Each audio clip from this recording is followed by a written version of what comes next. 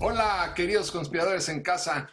Nos encanta conversar con ustedes. El día de hoy quisiéramos intercambiar puntos de vista con esta gigantesca audiencia. Ya el día de hoy llevamos 8 años con ustedes hablando de historia. Y bueno, esto quiere decir que nos preocupa a todos el pasado de nuestro país. Pero hoy quisiéramos hablar de los momentos estelares de la historia de México.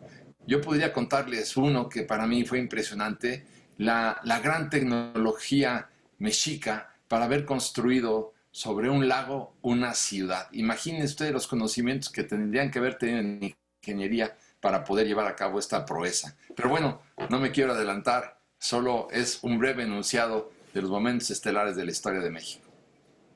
¿Cómo están, conspiradores? Buenas tardes. Yo también, Paco, voy a irme por ahí, por los temas luminosos. ¿Y qué más luminoso que la educación? Para mí hay momentos en la historia de México que han sido faros y me gustaría hablar de esos momentos. Bueno, y a mí también, y no solo de eso, sino de los momentos en que el pueblo, la gente, los ciudadanos tomaron el destino de sus vidas en sus manos, pero tampoco me quiero adelantar. Sin duda, nuestra historia está llena de momentos magníficos y luminosos, porque de las pequeñas historias se hace la gran historia con mayúscula. ¿Rosas? Yo ya de inicio cuestionaría a Paco porque Tenochtitlán se construyó en 100 años. Eso no califica como momento estelar. O sea, imagínate si un momento estelar se va a tardar 100 años. Debatamos sobre eso. Bienvenidos al Refugio de los Conspiradores. ¿Salud? Venga, muy bien.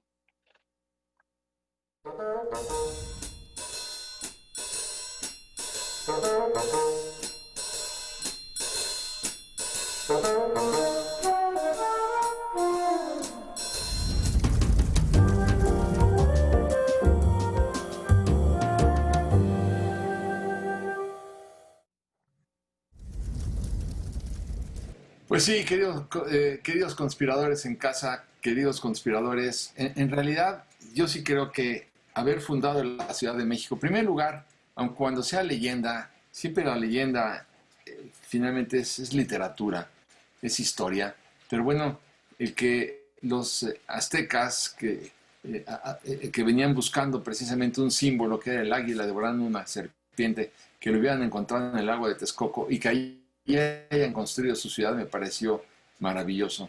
Aun cuando, claro que es vulnerable desde un punto de vista del rigor histórico, pero lo que no es vulnerable, por más que Alejandro Rosas diga lo contrario, es haber construido una ciudad encima del lago, encima del lodo, encima del agua, ¿no?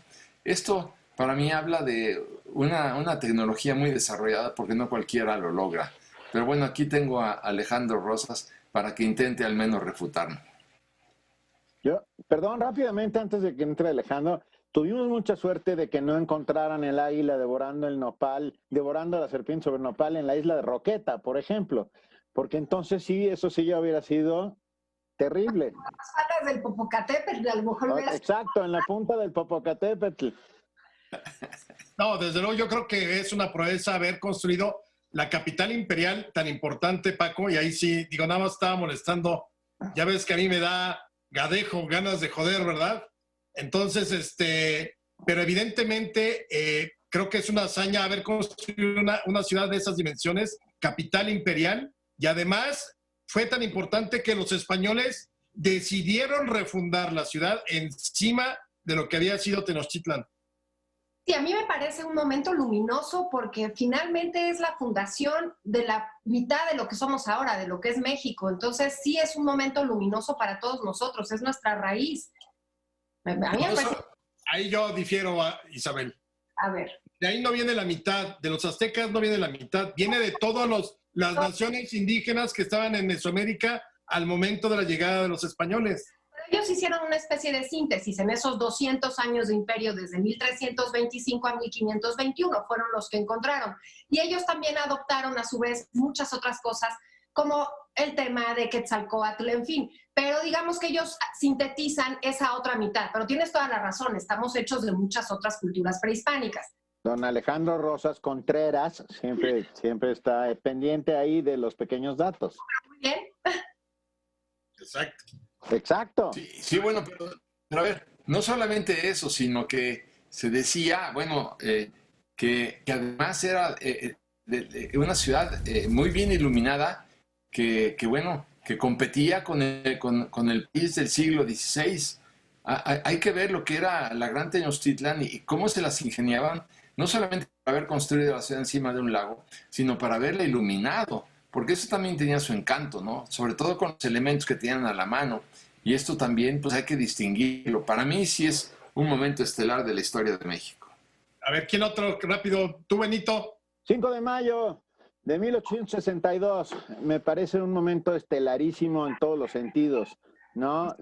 La República destrozada por todos lados y que esta pequeña, gran batalla librada por Zaragoza y sus gentes contra el ejército más poderoso del mundo y haber triunfado y que las armas nacionales se cubrieran de gloria, para mi gusto es uno de los grandes momentos estelares, que además marca definitivamente un punto de inflexión para lo que sería la restauración final y definitiva de la República.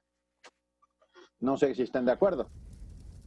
A mí me gusta muchísimo, no me gusta que fue una batalla que ganamos, pero la guerra se pierde porque finalmente acabamos en una invasión horrible y bueno, en fin, todo lo que sabemos del imperio de Maximiliano. Me parece brillantísimo el momento, me parece increíble, me parece también increíble saber que de ahí salieron personajes importantísimos, incluso como Porfirio Díaz. O sea, es un momento realmente importante para México, pero te me adelantaste como un siglo porque yo quería hablar. No, bueno, habla, querida. Gracias. No, lo que pasa es que yo les quería decir, ¿no les parece un momento luminoso la primera universidad de este continente? La Real y Pontificia Universidad de México en 1551 por decreto de Carlos V, que abre sus puertas en 1553. Pero es un faro del... yo ahí iba, Chave, y me refiero concretamente a la calle de Moneda, que está a un lado de Palacio Nacional, a un costado también de la Catedral, y ahí no solamente hizo la primera universidad, en la calle de Moneda se hizo la primera universidad, la primera casa de moneda y la primera imprenta en América Latina. O sea, hay que tomar en cuenta que sí es cierto. Es cierto, están las tres grandes instituciones que iban a darle mucho revuelo pues a la colonia ya española, obviamente, ¿no? Pero, perdón, Paco, yo aumentaría la cuarta porque en la calle de Moneda se instaura el primer Museo Nacional, que sería el gran museo donde empiezan a recuperarse todos los grandes vestigios de nuestro pasado prehispánico. Y es también en la calle de Moneda. Qué curioso. Yo agregaría rápidamente, bueno, primero me sumo a lo del 5 de mayo, pero yo ahí acotaría, ganamos una batalla, luego perdimos otra batalla y al final ganamos la guerra. La guerra era contra Francia y esta duró de 1862 al 67, así que me parece que al final el resultado es el de la victoria para México después de 5 años de resistencia. Yo regresaría a otro evento colonial, 1564, 1565, que es el famoso tornaviaje.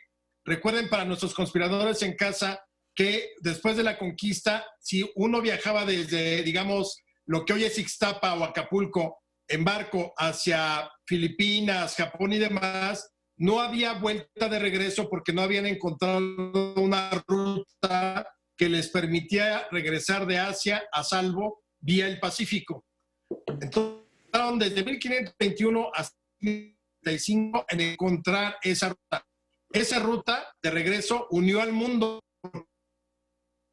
de la Nueva España a Japón, por decirlo así. Tenía uno que darle la vuelta al mundo para regresar a América. Y en 1565, Fray Andrés, preguntándole a los japoneses dónde estaba, cómo regresar, encontró de regreso y a partir de ahí se crea también la de China, la compañía. Pero a ver, Alex, ahí había que agregar ahí un argumento. Cuando antes de que se descubriera esta ruta, que fue un sacerdote presente, como tú decías, Fray Andrés de Urdaneta, recuperar que los barcos que venían antes, digamos, de Oriente, venían de Filipinas o de China, que atracaban en las costas de México, cuando llegaban ahí estaban llenas ya no solamente de cadáveres, sino de osamentas.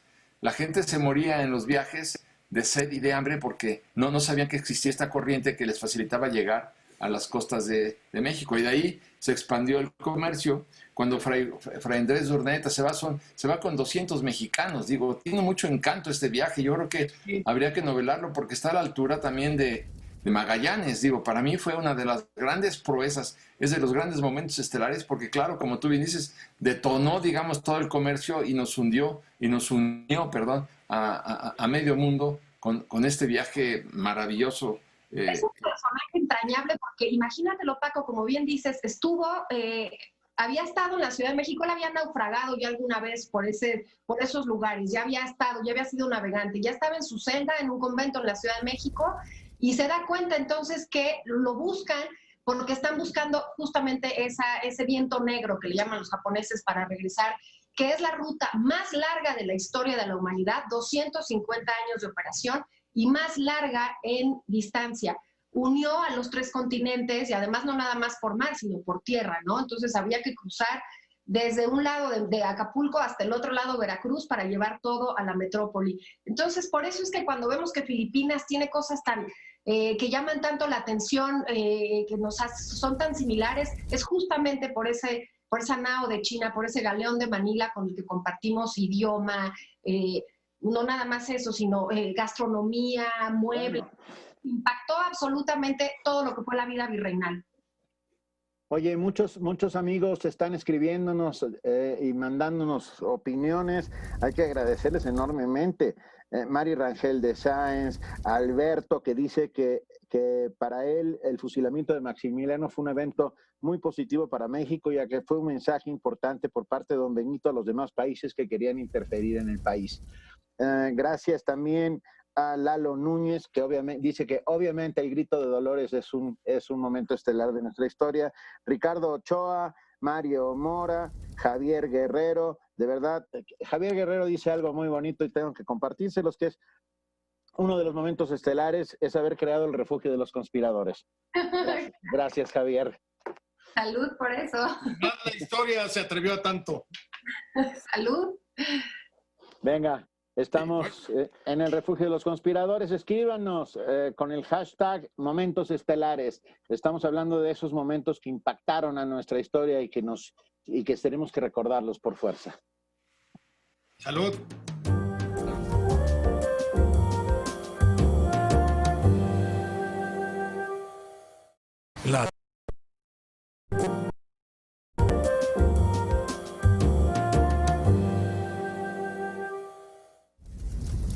Sí me gustaría volver al tema de la batalla del 5 de mayo de 1862, pero abordarlo desde otro punto de vista, Benito, sí. que para mí es muy sugerente.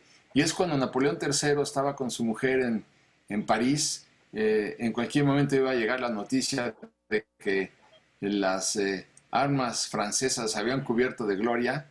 ¿Y cuál no fue la sorpresa de Napoleón III? Que frente a toda la realeza francesa le dijeron que la armada y el ejército francés había sido derrotado por unos indígenas franceses. Digo, hay que ver lo que significó para Napoleón III. Digo, el hecho de que le dijeran que su ejército había sido derrotado. Claro que, como decía Chávez, bueno, después volvieron al año siguiente, pero el golpe que se llevó Napoleón III, bueno, fue verdaderamente escandaloso, pero qué bueno, y qué bueno que se llevó a cabo, y sobre todo mejor todavía que Benito Juárez impuso el respeto en México fusilando a Maximiliano. Yo, claro, como soy juarista, lo hubiera fusilado 17 veces. Oye, pero además en 2022 se van a cumplir 155 años de la restitución de la República.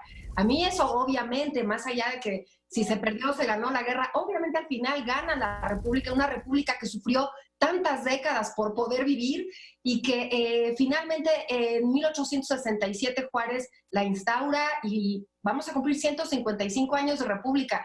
A veces me parece que todavía estamos jóvenes, pero no, ya debemos madurar muchos de nuestros problemas y de nuestros momentos oscuros, pero ese sí es un momento muy luminoso. Y voy a aventar uno que si lo quieren discutir o no.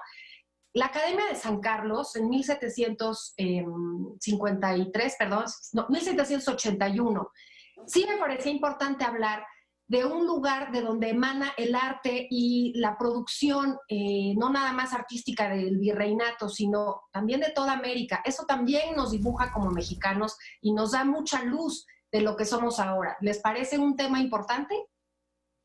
A mí sí, pero Sí, también me parece muy gracias. importante el hecho de que Pancho Madero haya derrocado finalmente a Porfirio Díaz y haber acabado con una dictadura de más de 30 años. Para mí es un momento estelar porque es cuando pues, todos los mexicanos abrigamos la esperanza de finalmente volver a tener una democracia por la que luchó Juárez en los años de la restauración de la República, que claro, ya sé que lo van a cuestionar, pero bueno, el esfuerzo era ese. Pero la llegada de Pancho Madero al poder para mí es un momento estelar de la historia, como también lo es el derrocamiento de Victoriano Huerta. Pero esos son los grandes momentos de los que generalmente todos tenemos idea. Yo, por ejemplo, metería uno aquí que generalmente no se habla.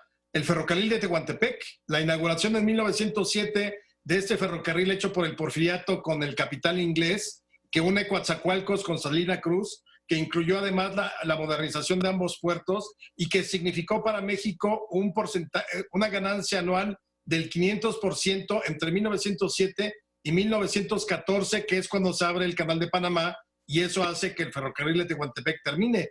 Pero realmente fue un núcleo de modernización para toda la región del Istmo por la posibilidad del movimiento de mercancías. Creo que ese es otro y además, nuevamente, como decíamos, igual con Tenochtitlán hace 500 años, pues acá era la tecnología del momento, 1907, puesta al servicio del transporte del comercio. A mí me parece maravilloso todo esto del comercio y de la política, pero voy a seguir insistiendo con el tema de la educación. Por supuesto, la Academia de San Carlos significó importancia para el virreinato, pero me voy a ir otra cosa de luz de la educación. 1921, cuando se funda la Secretaría de Educación Pública con Vasconcelos.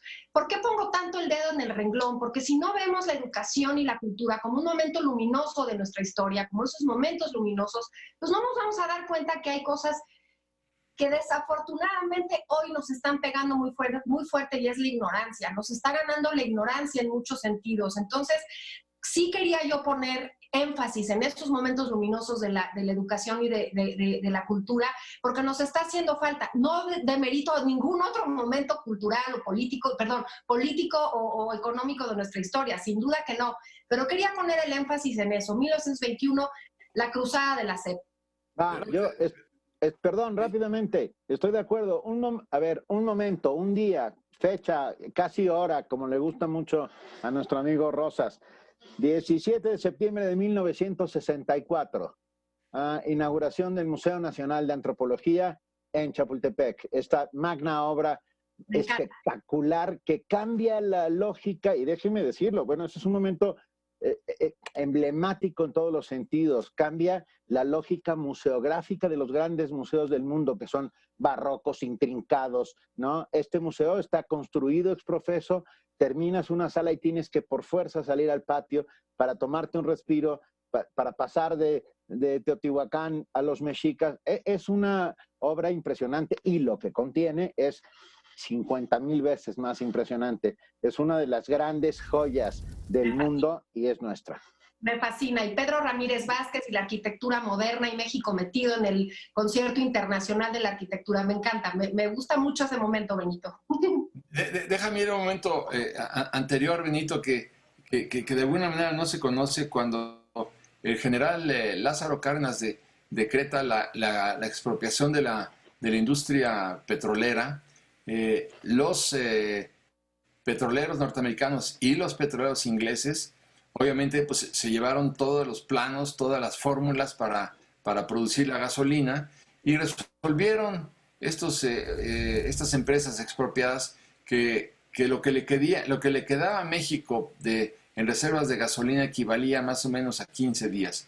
Y después de esos 15 días, como no iban a tener las fórmulas para producir gasolina, el general Cárdenas tendría que darle marcha atrás a la expropiación petrolera. Y entonces Cárdenas se dio cuenta de esta situación y mandó a un grupo importante de ingenieros petroleros, hasta no me acuerdo, fue en San Luis Potosí, para que buscaran la fórmula para encontrar el tetraetilo de plomo, que era el detonador de la gasolina para los motores de explosión interna. Y cuando estaban a punto, digo, les faltaban a lo mejor 2-3 días para encontrar la fórmula del tetraetilo de plomo, explotó ese centro químico donde estaban produciendo el tetraetilo y se murieron prácticamente todos los ingenieros petroleros mexicanos. ¿Qué fue lo que hizo Cárdenas en ese momento? Pues imagínense, le habían dicho ya los ingleses después de la explosión, usted tendrá que darle marcha atrás a la expropiación petrolera. ¿Por qué? Porque no puede usted dejar a México paralizado.